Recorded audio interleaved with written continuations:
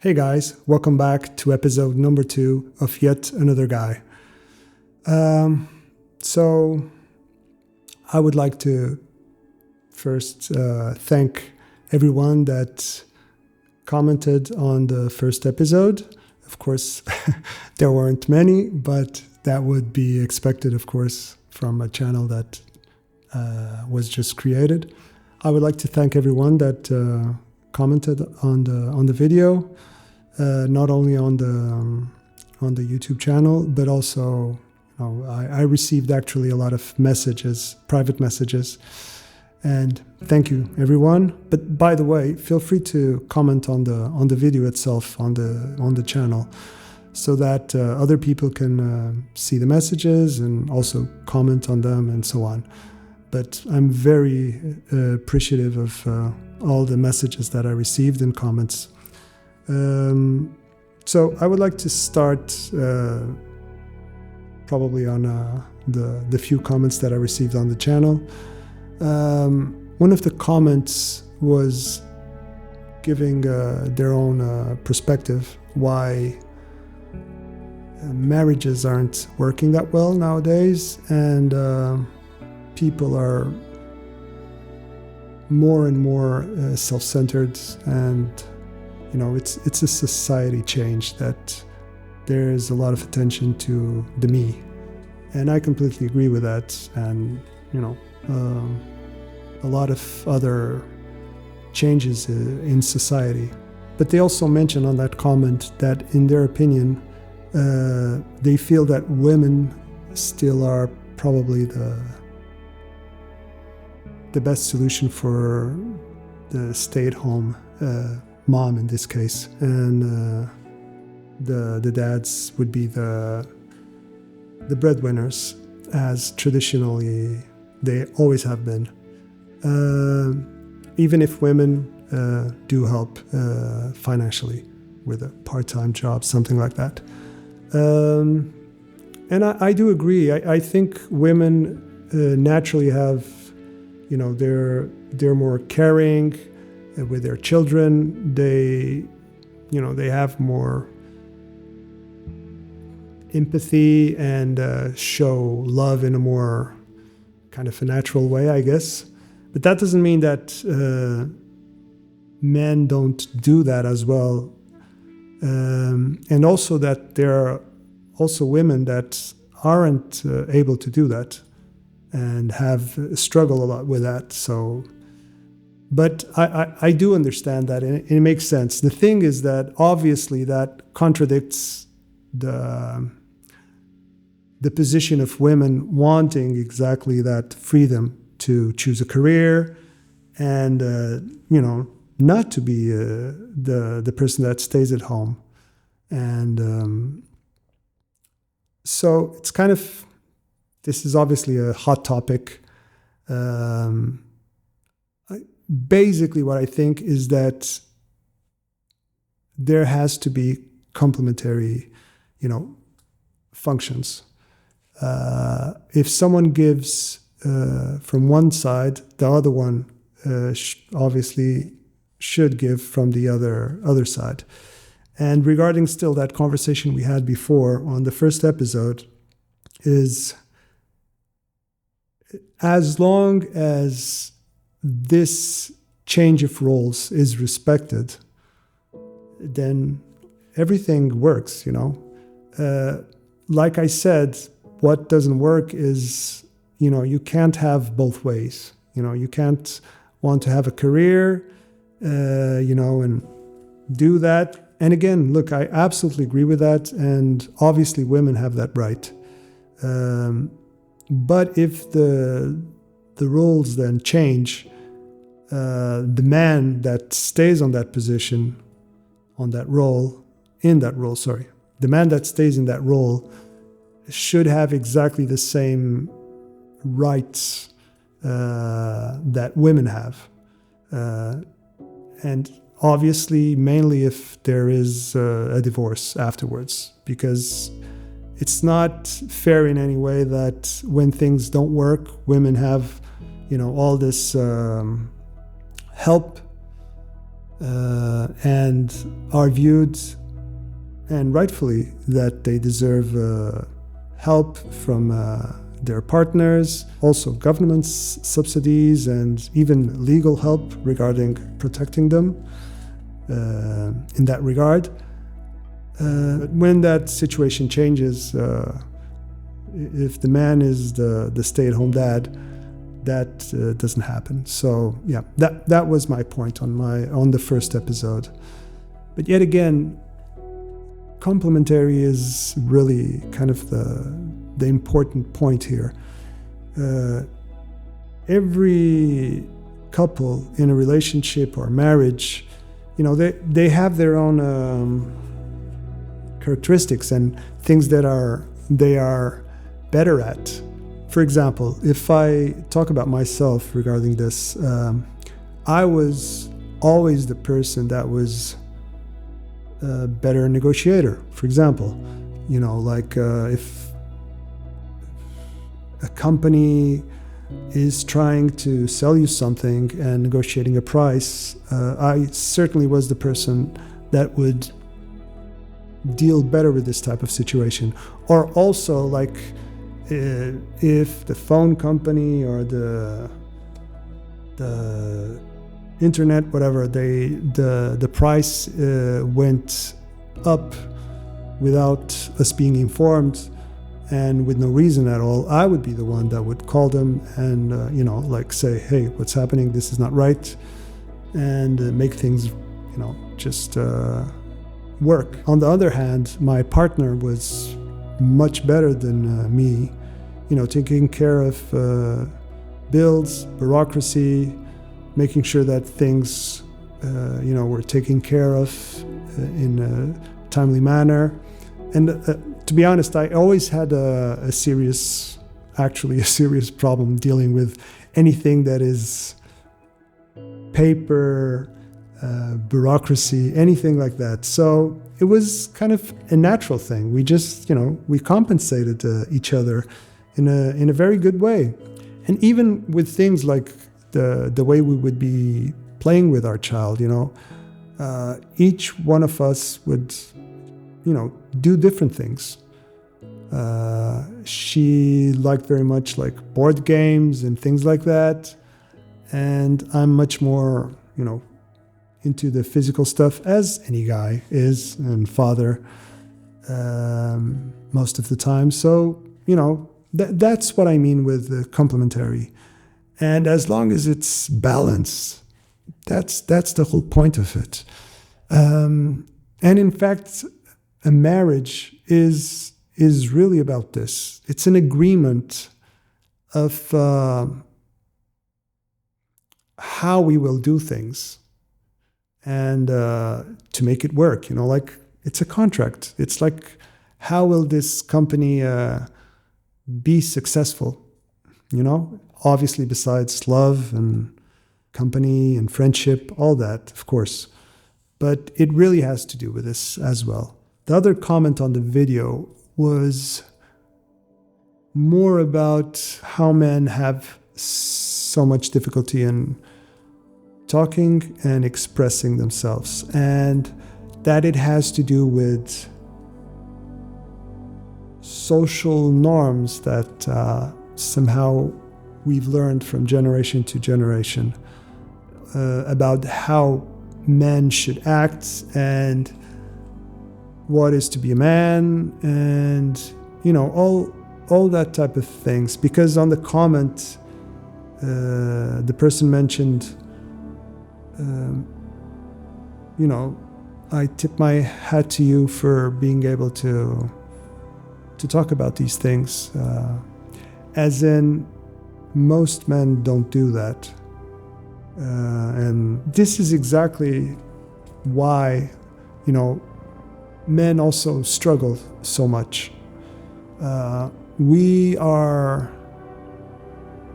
most of the times very closed to express ourselves, and we feel that there is some shame when doing that. the typical thing: men don't cry, men don't express themselves, men should be strong, all that type of stuff. And that doesn't help. I've never been like that completely. I'm the typical guy in a lot of things. I love sports. I always did combat sports. I did boxing. I was national champion of Savate, French boxing, for the ones that don't know what it is. I competed a lot. Now I do jiu-jitsu that I love. So I love going to the gym. But at the same time, I always had this kind of ability towards expressing myself regarding emotions and feelings. And I've never felt kind of ashamed or to be shy to express my feelings. I guess some people call that being more connected with your feminine side. And of course, because I'm a musician, I'm very much into art. I guess that that's part of my personality and part of the personality trait of people that are in these areas. But still, again, I don't feel that men need to be kind of stuck in this idea of not expressing themselves. And it's very damaging, actually. When you think about probably the difficulty that men have to talk, even when they're with their friends or best friends, about, let's say, my relationship is not going well and it's going downwards, and express that to a friend, that would be extremely, helpful if they're suffering in that way.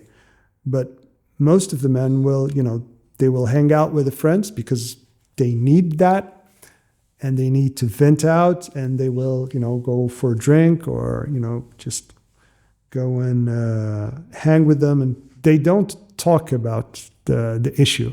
They just hang,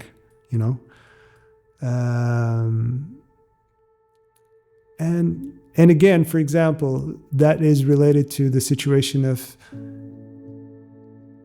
most men still there's still this stigma about going to a psychologist and having therapy. I know this is changing, and a lot of men do that and appreciate that.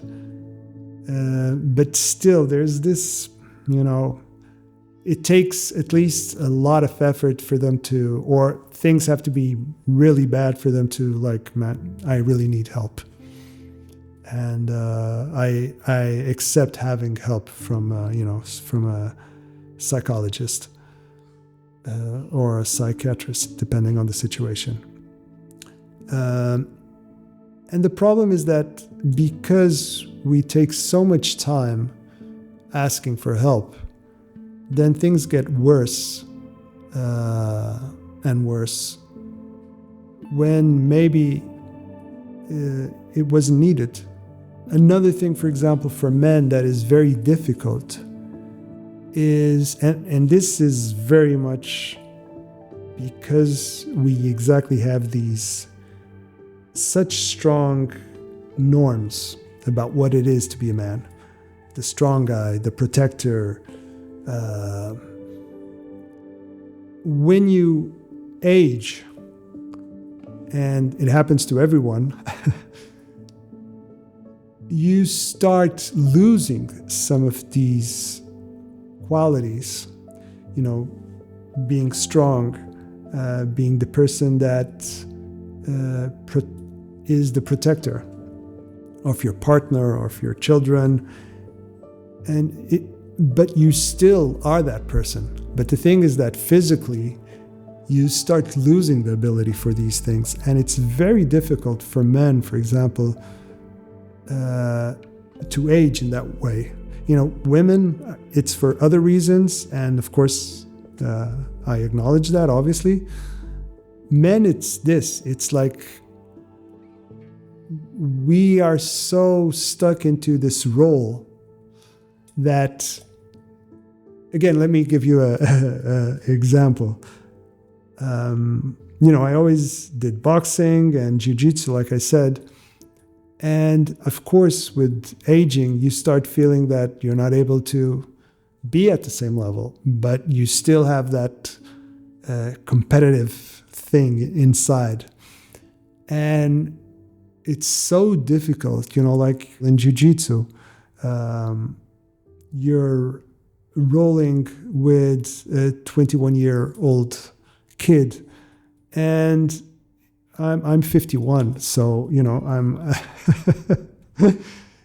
I'm more than double his age, and it's funny because you still have this mindset of being very competitive, and although the kid obviously has an absolute advantage of stamina, strength, cardio,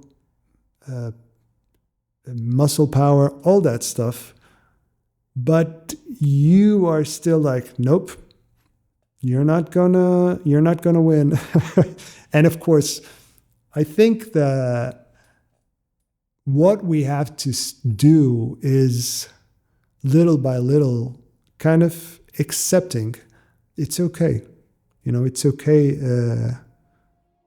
to not be that person anymore, because you're not that person anymore. You're not 20, you're not 25, you're not even 30, and you have to accept that, and in a graceful way. But it takes time. I went through that, and now it's completely like I'm going there. When I do these sports, I do it for pleasure. And of course, I'm still doing my best, and I'm still being stubborn and competitive.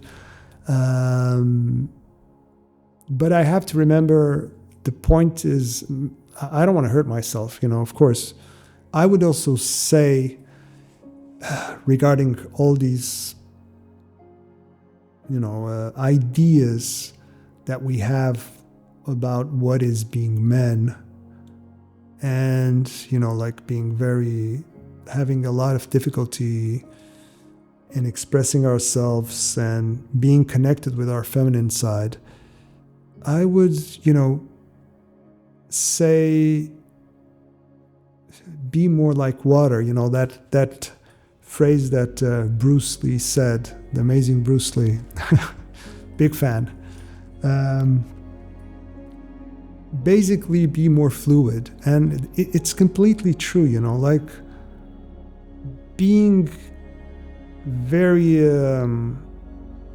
stuck with these ideas, it's not good, and this transformation to be more fluid and try to be more connected with our feelings and express ourselves without shame is important, and hence the being fluid and being more like water, as in connect more with the feminine side. And I feel that that's very important as well. Like women, men also have their own child experience, not necessarily child trauma. I mean, unfortunately, that of course happens.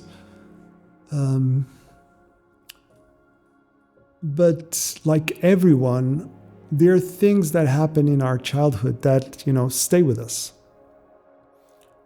And again, men have a lot of difficulty connecting with that in terms of like being able to acknowledge that that happened. And that is one of the reasons why you, this person specifically, is having trouble with dealing with that. And again, it doesn't have to be specific traumatic situations, but, you know, just the family thing that we all go, our relationships with our parents and siblings, all these things affect us. And sometimes we're you know, they're there, and it's something that we can't, maybe we are not able to pinpoint what was it, or why am I like this, or why do I always react in this way, or why am I so afraid of this or that. But it has to do with these experiences that we had. And there is this difficulty of men being able to kind of accept that. It's like we just deal with it. You know, we have this thing like, you know, just deal with it, you know, be a guy. And again, we don't express, you know, the pain that we felt, or the reason why we don't cope well with certain situations because of a past thing that happened in our lives. And again, this is the part that if there is a real problem and you're struggling in life because of those things, of course you should go to to a psychologist and do psychotherapy. Because it's helpful. It is. And knowing yourself and realizing how hurtful certain things were to you, only then you can make peace with that and go forward, trying to improve yourself and not having that difficulty anymore. Hopefully. But again, we as men, this is something we have a lot of difficulty about compared to women that traditionally are much more connected to, you know, to their feelings, obviously, and they don't feel shame in talking to their best friends about things and opening up with also a psychologist, for example, or reaching out for help. This is something that is very beneficial for them. It doesn't mean that they still have to endure the difficulty of what they're going through, or the trauma that they had in childhood, for example, or the bad experience they had with their family. Parents, siblings, but they are connected to that. And even if they don't necessarily go and ask for help from a psychologist, that of course they also should do if it's something that is not letting them go forward with their life, they're more connected with themselves, for sure. And mainly their relationships are very helpful because they use them to express their pain. Men don't do that. Again, men will want to be with the guys, you know, let's go for a drink, you know, let's just meet up. But we don't speak about these things. Of course, you know, there are exceptions, fortunately. And for example, I'm one of them. But most men are not like that, and they don't feel comfortable in that type of situation. So again, what I was saying about being more fluid, more water, is this connection to our feelings and to our feminine side. And look, if women now are pursuing this change and wanting to have a bigger part in the world, as in they are the leaders, they are the CEOs, they are the ones that are the breadwinners in a relationship, in a marriage. That means that we as men obviously should also accept this change on ourselves and as something that is good, and embrace that.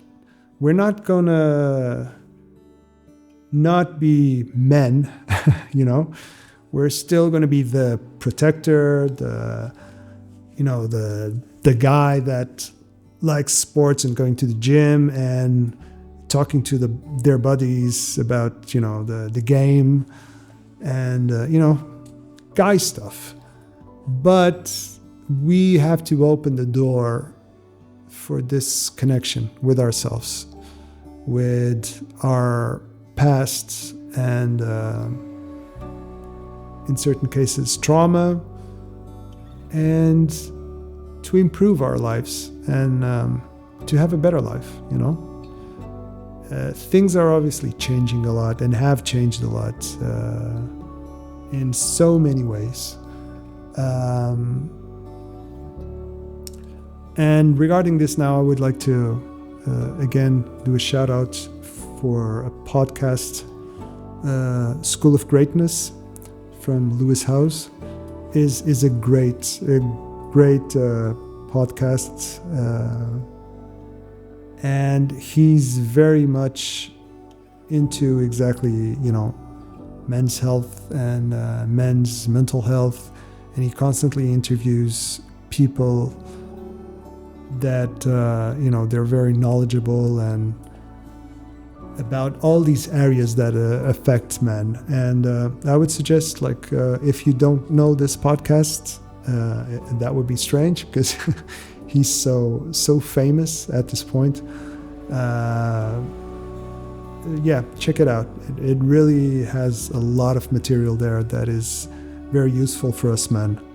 It's not only about that, but for sure you will find a lot of interesting things there. I'm so appreciative of the messages, private messages that I received, and the comments on the video, and expressing their opinions. But I would please ask if you could write them as comments in the video, so that we have this open door and everyone can express their opinions and obviously interact and talk about them. Men, women, I'm very happy that that not only on the comments but on the message that I received, it was both from men and women, and that's exactly what I would like this channel to be. Although it's regarding men's health and men's mental health, it should and can have the perspective of women as well. And mainly because we will talk, certainly always, about relationships, marriages, divorce, and the difficulties that people go through, not only men, but from the perspective of men also. So I'm looking forward for the next episode and to have you guys there. So cheers. Have a great evening.